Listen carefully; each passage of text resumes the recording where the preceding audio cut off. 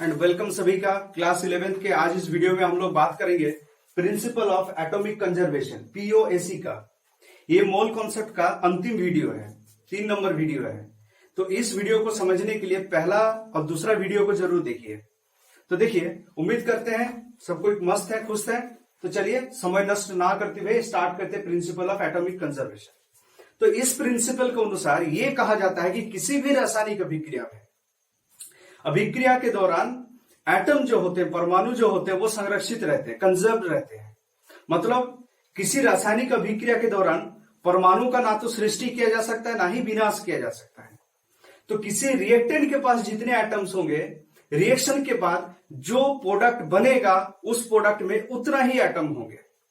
किसी रिएक्टेंट के पास जितने मोल्स होंगे, रिएक्शन के बाद जो प्रोडक्ट बनेगा, प्रोडक्ट में उतना ही मोल्स होगा। ये कहता है हम लोगों का प्रिंसिपल ऑफ एटॉमिक कंजर्वेशन। बात समझ में आ गया? तो चलिए हम लोग स्टार्ट करते हैं। प्रिंसिपल ऑफ एटॉमिक कंजर्वेशन का कुछ रिलेशन निकालते हैं और इसका एप्लीकेशन को देखते हैं। बेसिकली क्या होता है, अगर हम लोग इस प्रिंसिपल को सीख जाए, पीओएसी को सीख जाए, तो हम लोग किसी भी केमिकल इक्वेशन को बिना बैलेंस किए ही मोल संबंधित समस्याओं का समाधान कर सकते हैं। तो चलिए स्टार्ट करते हैं। अगर मेरे पास 1 मोल HNO3 है, नाइट्रिक एसिड है, तो हम कह सकते हैं कि number of moles of hydrogen बराबर क्या लिखेंगे? इस HNO3 में, 1 मोल HNO3 में हाइड्रोजन का मोल कितना है? 1 मोल है। 1 इंटू मोल्स ऑफ HNO3। बात समझ में आ रहा है? उसी तरह से number of moles of nitrogen atom कितना है? इसमें देखिए नाइट्रोजन कितना है? 1, तो 1 into moles of HNO3। Similarly अगर हम ऑक्सीजन का याद करें, ऑक्सीजन का कितना मोल्स है इस HNO3 में? तो 3 इंटू मोल्स ऑफ HNO3। पिछले वीडियो में हम लोगों ने अच्छी तरह से देख लिए हैं ये किस तरह से होता है। तो चलिए सिंपली हम लिख सकते हैं, ठीक है। अब जरा सोचिए, अगर कहा गया कि 1 मोल के जगह पर HNO3 हो गया मेरा 100 मोल, फिर ये हाइड्रोजन का, नाइट्रोजन का और ऑक्सीजन का मात्रा किस प्रकार से चेंज होगा? तो अगर मेरे पास हाइड्रोजन HNO3 100 मोल्स है, तो number of moles of hydrogen atom कितना होगा? 1। हाइड्रोजन था ही, कितना है? एक HNO3 में हाइड्रोजन कितना है? 1 है। तो 1 इंटू 100 मोल्स ऑफ HNO3। बात समझ में आ रहा है? जब 1 मोल HNO3 था तो हाइड्रोजन एटम कितना था? 1 मोल था। जब 100 मोल HNO3 है तो हाइड्रोजन कितना होगा? 100 मोल होगा। सिमिलरली ऑक्सीजन का अगर हम ज्ञात करें तो 1 इंटू 1000, 100 इंटू उसके बाद जो था।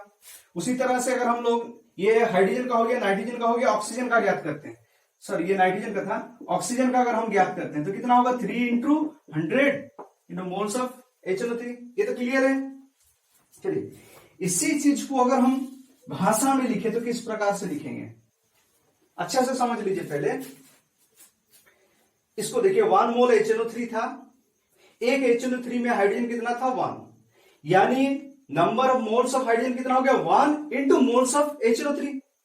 सिमिलरली हम लोग नाइट्रोजन ऑक्सीजन का देखें। अब हमने क्या किया? HNO3 के मोल्स को बढ़ा करके 100 कर दिया, तो क्या हो जाएगा? कुछ नहीं होगा, वैसा ही सब कुछ रहेगा, बस 100 इधर मल्टीप्लाई होते जाएगा। बात समझ में आ रहा है? तो इस चीज को अगर हम भाषा में लिखेंगे तो कैसे लिखेंगे? ये 100 जो मेरा है, ये 100 क्या, ये 100 क्या, ये 100 क्या है? ये 100 बेसिकली क्या है? HNO3 का मोल्स टेकन है। कितना HNO3 लिया गया, वही ना है। तो इस चीज को अगर हम भाषा में लिखे तो कैसे लिख सकते हैं? ऐसे लिख सकते हैं कि देखिए, number of any particular number of moles, number of moles of any particular atom is equal to, ये 1 क्या है? HNO3 में ये जो 1 आया, 1 क्या? हाइड्रोजन का इंडेक्स है। ये 1 क्या है? नाइट्रोजन का इंडेक्स है। ये 3 क्या है, ऑक्सीजन का इंडेक्स है, तो हम लिख सकते हैं index into number of moles of compound taken, लिख सकते हैं ना। Number of moles of any particular atom is equal to index, उसका index into number of moles of compound taken. ये 100 क्या है, ये जो मेरा कंपाउंड था HNO3 उसी का मोल्स है, तो उसी को हम लोगों ने लिखा number of moles of compound taken. और ये 113 क्या इंडेक्स है, हाइड्रोजन का, नाइट्रोजन का और ऑक्सीजन का। किसमें इंडेक्स है, HNO3 में, तो उसी को लिखा गया कि इंडेक्स। अब number of any particular atom, particular atom मतलब अगर आप हाइड्रोजन का निकालना चाहते हैं, अगर आप नाइट्रोजन का निकालना चाहते हैं, अगर आप ऑक्सीजन का निकालना चाहते हैं इस गिवन एग्जांपल में, तो हम क्या लिखेंगे, अगर हमको हाइड्रोजन का निकालना है तो नाम पार्टिकुलर एटम कौन सा हो गया, हाइड्रोजन हो गया। हाइड्रोजन बराबर क्या होगा, उसका इंडेक्स नंबर, इंडेक्स कितना है हाइड्रोजन का HNO3 में 1 है, इनटू मोल्स टेकन, जो कंपाउंड का मोल लिया गया, कंपाउंड का कितना मोल लिया गया 100, तो हम लिख सकते हैं हाइड्रोजन का कितना मोल होगा। अगर 100 मोल्स है HNO3 का, तो उसमें हाइड्रोजन एटम का मोल्स कितना होगा 100। सिमिलरली ऑक्सीजन एटम का कितना होगा 300। बात समझ में आ रहा है, स्क्रीनशॉट लीजिए।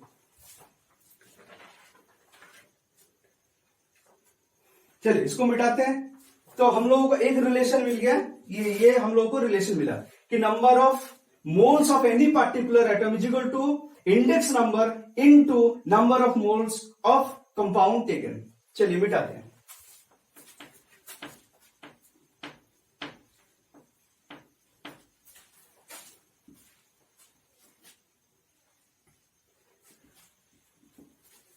ये तो खैर हम लोगों को पहले से पता था, दूसरा वीडियो में सारा चीज क्लियर था। चलिए फिर हम लोग एक कंपाउंड लेते हैं, कोई कंपाउंड लेते हैं, मान लीजिए ए के साथ इंडेक्स ले अल्फा बी बीटा, ये मेरा कोई कंपाउंड है। तो क्या हम लिख सकते हैं, देखिए number of moles of A का मोल कितना होगा, ए का इंडेक्स नंबर यानी alpha into moles taken of compound. Compound कौन सा मेरा, A alpha B beta, A alpha B beta, sorry moles of A alpha and B beta, moles of A alpha B beta. बात समझ में आ गया। उसी तरह से अगर हम बी का मोल्स ज्ञात करें तो number of moles of B क्या होगा, बी का इंडेक्स कितना है बीटा इनटू कंपाउंड का मोल, मोल्स ऑफ कंपाउंड। बात समझ में आ गया। अब देखिए जरा, इसको हम गुना कर देते हैं, ए को गुना कर देते हैं बीटा से, तो यहां भी गुना करना होगा बीटा से। बात समझ में आ रहा है। अगर हम इसको गुना करते हैं अल्फा से, तो इसको भी गुना कर देना होगा अल्फा से। इधर जितना बढ़ाएंगे उधर उतना ही बढ़ाएंगे, क्लियर है। अब देखिए जरा, ये दोनों तो बराबर है, तो क्या ये दोनों बराबर होगा कि नहीं, बात समझ में आ गया। तो हम यहां से लिख सकते हैं beta number of moles of A is equal to alpha number of moles of B.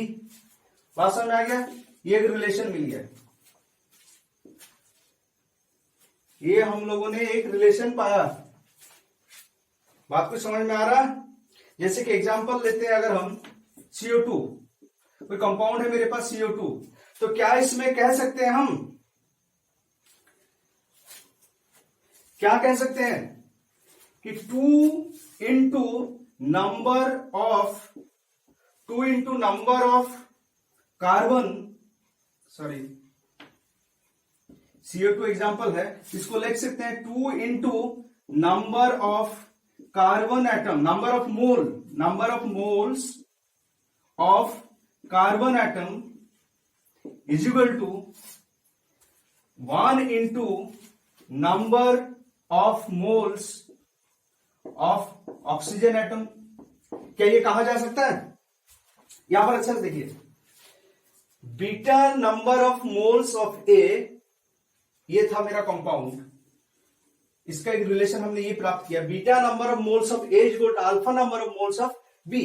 तो ये बीटा क्या है, बीटा है बी का इंडेक्स और अल्फा क्या है ए का इंडेक्स, यानी बी का इंडेक्स को बी का index into number of moles of A is equal to A का index into number of moles of B.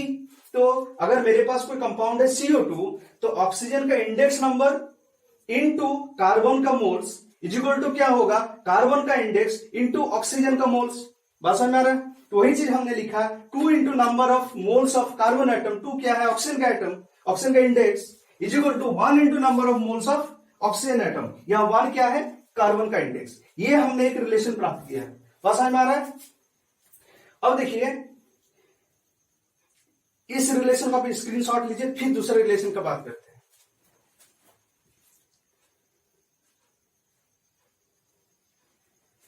चलिए इसको मिटाते हैं।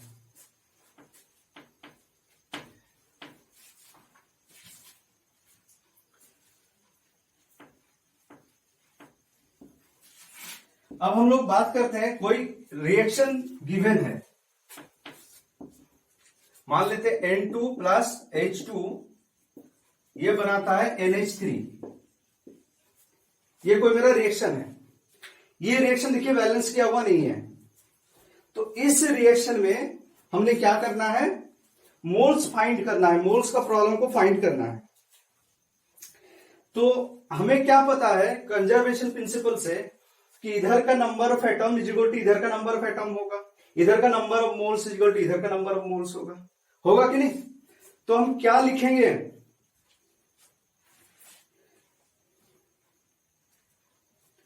जब देखिए अच्छा से, क्या हम लिख सकते हैं 2 into moles of nitrogen atom is equal to 2 mole इधर, 2 मोल नाइट्रोजन कंप्लीटली रिएक्ट करके क्या बनाएगा, NH3 बना रहा है। तो NH3 में N का हिस्सेदारी कितना है, 1 है, तो 1 इंटू मोल्स ऑफ NH3 हम कह सकते हैं, है ना। सिमिलरली हम कह सकते हैं 2 into moles of H2 atom is equal to 3 into moles of NH3, ये भी हम कह सकते हैं। बस समझ में आ रहा है? इसको ध्यान से जरा देखिए, बात समझ में आ रहा है कुछ? अगर इसको हम इक्वेशन 1 देते हैं, इसको इक्वेशन 2 देते हैं, तो इक्वेशन 1 को हम क्या बोलेंगे, POAC for nitrogen. Principle of atomic conservation हमने लगाया किसके लिए, नाइट्रोजन के लिए, और दूसरा नंबर क्या है, POAC फॉर हाइड्रोजन। बात को समझिए पहले, ये मेरे पास कोई रिएक्शन दिया हुआ था जो कि बैलेंस किया हुआ नहीं था। इस रिएक्शन में हम लोगों ने क्या करना है, मोल संबंधित प्रॉब्लम को सॉल्व करना है। तो हम लोग क्या कर रहे हैं, पहले POAC लगा रहे हैं, प्रिंसिपल ऑफ एटॉमिक कंजर्वेशन लगा रहे हैं। तो ये प्रिंसिपल क्या कहता है कि किसी भी केमिकल रिएक्शन के दौरान एटम कंजर्व होगा, यही ना कह रहा है। तो नंबर ऑफ मोल्स इधर जितना होगा रिएक्टेंट का, प्रोडक्ट का नंबर ऑफ मोल्स उतना ही होगा। वही चीज हमने किया, 2 moles of nitrogen atom, nitrogen atom का 2 मोल किसके बराबर है, इधर NH3 में नाइट्रोजन का हिस्सेदारी 1 है, तो 1 into moles of NH3। Similarly 2 moles of hydrogen, इधर 2 मोल हाइड्रोजन बराबर कितना होगा, 3 मोल्स ऑफ NH3। बात समझ में आ गया? अब इक्वेशन 1 और इक्वेशन 2 से दूसरा एक रिलेशन हम लोग निकालते हैं। देखिए अगर हम क्या लिख सकते हैं, 2 इंटू मोल्स ऑफ H2 बराबर 3 into moles of NH3। Moles of NH3 किसके बराबर है, 2 मोल्स ऑफ N2 एटम के बराबर है। तो हम इस मोल्स ऑफ NH3 को सब्स्टिट्यूट करते हैं किससे, 2 इंटू मोल्स ऑफ N2 से। तो यहां लिख सकते हैं 2 into moles of N2 atom. बात समझ में आ रहा है? यानी कुल मिलाकर रिश्ता क्या आया मेरा, 2 into moles of H2 atom is equal to 6 into moles of N2 atom. ये भी रिश्ता निकल करके आया। बात समझ में आ रहा है? तो तीन रिश्ता हम लोगों ने देखा इस रिएक्शन से, पीओएसी से, कि ये एक रिश्ता, ये एक रिश्ता, ये एक रिश्ता। बात समझ में आ गया? इसकी स्क्रीनशॉट लीजिए, फिर आगे बात करते हैं।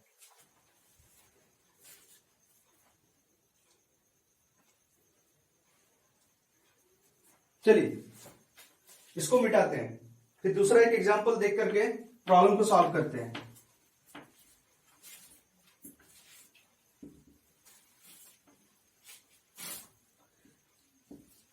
चलिए एक रिएक्शन मेरे पास है H2 plus O2 is equal to H2O, balance नहीं है। इस रिएक्शन में हम लोगों ने क्या करना है, पीओएसी लगाना है। तो हाइड्रोजन के लिए पीओएसी लगाएंगे तो 2 into moles of hydrogen atom, ये किसके बराबर होगा, यहां पर H2O में हाइड्रोजन की हिस्सेदारी 2 है, तो 2 इंटू मोल्स ऑफ H2O। बात समझ में आ रहा है? अब हमने पीओएसी को O2 के लिए लगाना है, तो 2 into moles of O2 atom, oxygen atom, बराबर क्या होगा, ऑक्सीजन की हिस्सेदारी कितना है, 1 है, तो 1 इंटू मोल्स ऑफ H2O। बात समझ में आ गया? दोनों इक्वेशन से हम तीसरा रिलेशन भी निकाल सकते हैं। कैसे निकालेंगे तीसरा रिलेशन, देखिए 2 into moles of H2 atom, इसको लिए, ये बराबर कितना था, 2 इंटू मोल्स ऑफ H2O। तो मोल्स ऑफ H2O किसके बराबर है, 2 इंटू मोल्स ऑफ O2 के बराबर। तो हम यहां लिख सकते हैं 2 इंटू 2, देखिए मोल्स ऑफ H2O को सब्स्टिट्यूट कर रहे हैं हम इससे, 2 इंटू मोल्स ऑफ O2, तो 2 into moles of O2 atom लिख सकते हैं ना।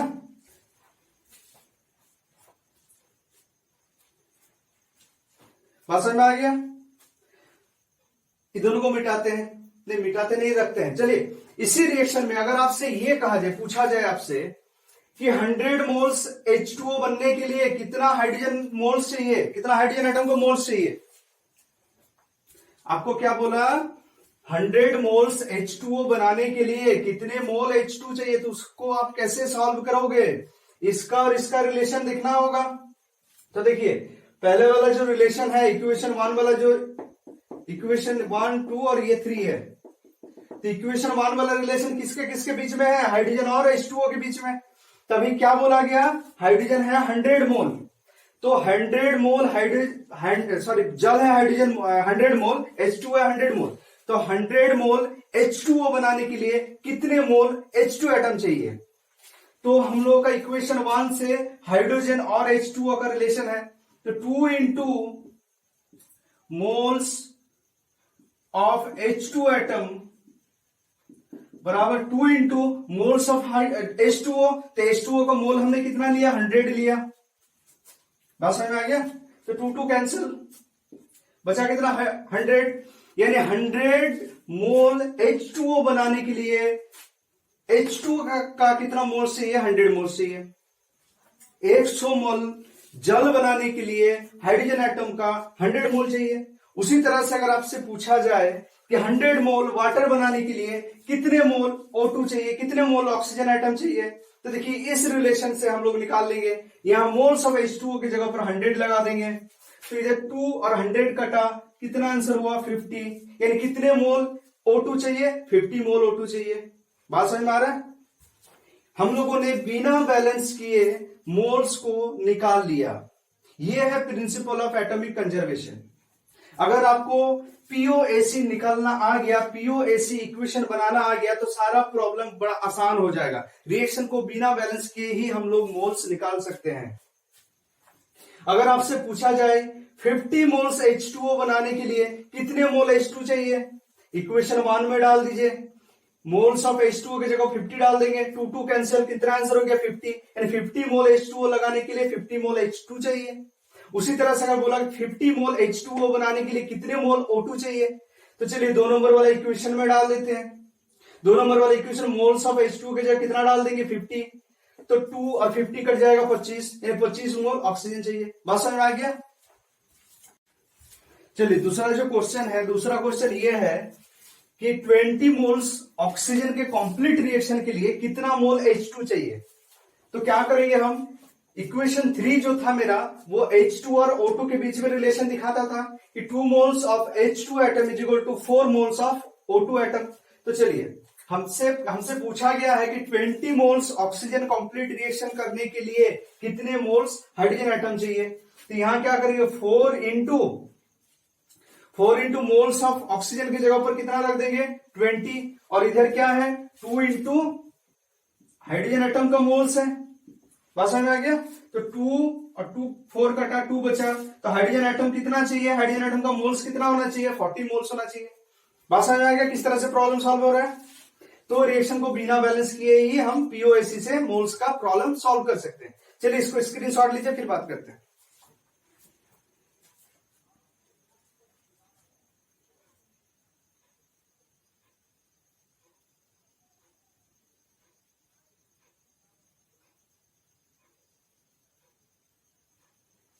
चलिए इसको मिटाते हैं।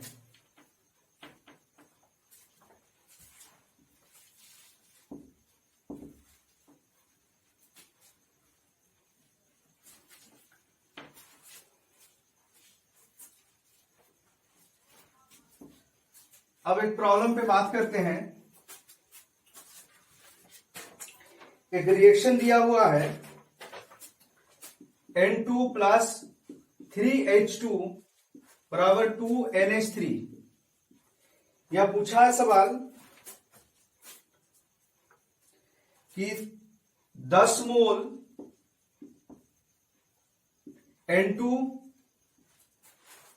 18 मोल H2 कंप्लीट रिएक्शन करके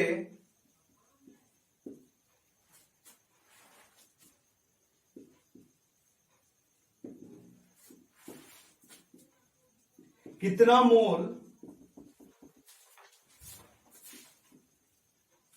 NH3 देगा। यह है सवाल।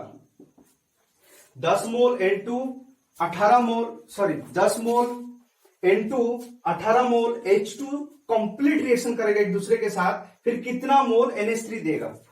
तो इस सवाल को सॉल्व करने से पहले जब इसी तरह से रहेगा, दोनों रिएक्टेंट का मोल्स दिया रहेगा, उस स्थिति में थोड़ा प्रॉब्लम है, थोड़ा दूसरा एक चीज को जानना पड़ेगा। काहे कि देखिए अगर हम इस रिएक्शन के ऊपर हम बात करते हैं, रिएक्शन पूरा बैलेंस है, तो ये नाइट्रोजन का 1 मोल कितना मोल NH3 दे रहा है, 2 मोल दे रहा है।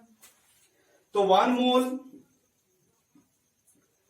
ऑफ नाइट्रोजन कितना दे रहा है, 2 mole is equal to 2 mole of NH3। अगर इस रिएक्शन का मैं बात करूं तो 1 मोल ऑफ नाइट्रोजन कितना दे रहा है, 2 मोल्स ऑफ NH3। तो क्वेश्चन में दिया है 10 मोल नाइट्रोजन कंप्लीट रिएक्शन करेगा, तो 10 मोल नाइट्रोजन रिएक्शन करके कितना देगा, 10 दूनी 20 मोल ऑफ NH3 देगा। बात समझ में आ गया। अब हाइड्रोजन का बात करते हैं।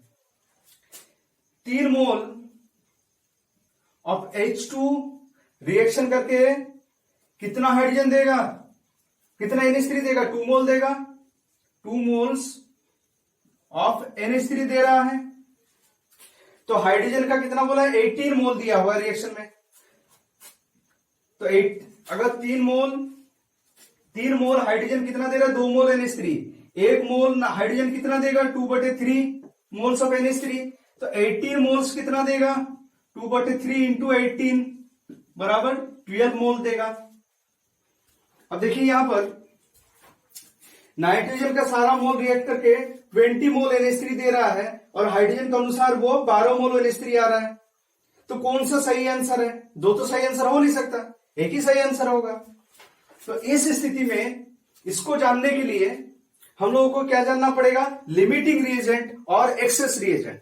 ठीक है, तो चलिए बात करते हैं लिमिटिंग रिएजेंट और एक्सेस रिएजेंट पे। जब हम लोग जान जाएंगे लिमिटिंग रिएजेंट और एक्सेस रिएजेंट क्या है, तो इस तरह का प्रॉब्लम आसानी से सॉल्व हो जाएगा।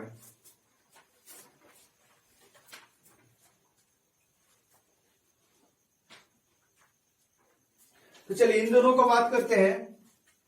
1 मोल N2 3 मोल्स H2 देता है, H2 से कंप्लीट रिएक्शन करता है।